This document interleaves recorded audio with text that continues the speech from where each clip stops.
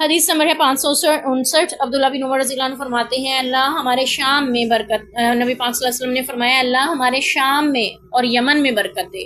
کہتے ہیں لوگوں نے عرض کیا ہمارے نجد میں بھی برکت کی دعا مانگے، تو آپ نے فرمایا اللہ ہمارے شام میں اور ہمارے یمن میں برکت دے۔ پھر لوگوں نے عرض کیا رسول اللہ ہمارے نجد میں بھی، تو آپ نے فرمایا وہاں زلزلے ہوں گے، فتنے ہوں گے، شیطان کا گروہ وہیں سے نکلے گا۔ اب یہ نجد کا علاقہ کون سا ہے؟ تو اس میں بعض ہمارے فرقے کے لوگ جو ہیں نا وہ وہابیوں کو وہابی نجدی بھی کہتے ہیں، ٹھیک ہے، کیونکہ ان کے جو وہابیت کے جن پہ لگاتے ہیں کہ یہ ان کے بڑے ہیں عبدالوہاب نجدی، وہ نجد کے رہنے والے تھے، تو وہ فرماتے ہیں نعوذ باللہ یہ بھی ایک فتنہ ہے جو نجد سے ابھرا ہے اور شیطان ہے وہاں پہ۔ تو نجد کا علاقہ کون سا ہے، یہ اگر آپ اس کا تعین کرتے ہیں تو وہ علاقہ نہیں بنتا جہاں پہ عبدالوہاب محمد بن عبدالوہاب پیدا ہوئے تھے۔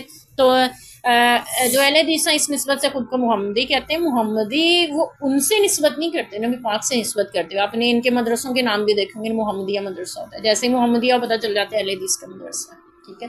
تو یہ مدرسہ محمدی نبی پاک صلی اللہ علیہ وسلم سے نسبت کے ساتھ رکھتے ہیں، محمد بن عبدالوہاب کی نسبت سے نہیں رکھتے، اور نہ ہی آپ کو کبھی ان کے تذکروں میں ملے گا کہ یہ بات ہم اس لیے لے رہے ہیں کہ محمد بن عبدالوہاب نے کہی ہے، بلکہ اس لیے لے رہے ہیں یہ عمل کہ ہمارے نبی کی سنت، ہمارے نبی کی سیرت سے ملتی ہے، ہمیں حدیث سے ہی ملتی ہے، ہمیں قرآن سے ہی ملتی ہے۔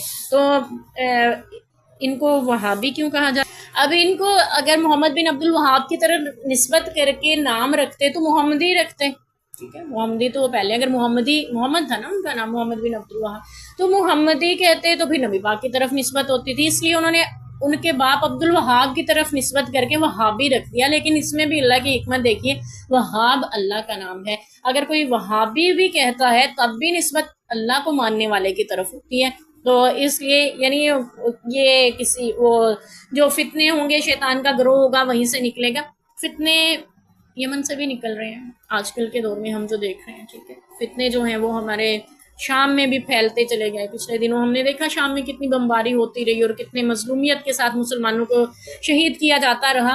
تو یہ جو برکت ہے اور یہ جو فتنہ ہے اس میں فرق، اور یہ جو نجد کا علاقہ ہے اور شام اور یمن کا ہے، اور اس میں یعنی فتنوں کی بات جو ہے، ان ساروں کو سمجھنے کی بہت اچھی طرح سے تفصیل سے ضرورت ہے۔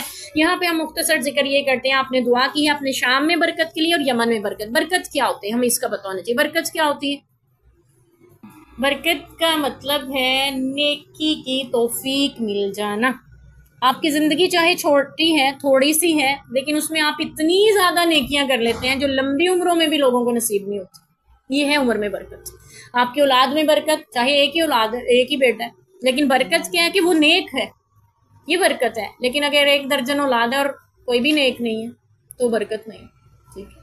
تو برکت کیا ہے؟ آپ کے رزق میں برکت کیا ہے؟ آپ جو رزق کھاتے ہیں اس سے فائدہ اٹھائیں، نیکی کی راہ پہ خرچ کریں، نیکی کی راہ میں لگائیں، یہ رزق کی برکت ہے۔ آپ کی عمر کی برکت، مال کی برکت، اولاد کی برکت، ہر برکت کا مفہوم یہ ہے کہ وہ نیک کام میں خرچ ہو رہی ہے۔ آپ کی عمر ہے، آپ کا مال ہے، آپ کی اولاد ہے، نیکی میں لگ رہی ہے، نیک کام میں لگ رہی ہے، برکت والی ہے۔ لیکن آپ کے پاس مال بے تحاش ہے، قارون کا خزانہ بھی برکت والا نہیں تھا، نیکی کی راہ میں نہیں لگا، لوگ بھی اس کو آگ دلاتے رہے۔ جو کام، جو مال، جو زندگی نیکی کی راہ میں اولاد نہیں لگ رہی، اس کا مطلب ہے برکت سے خالی ہے۔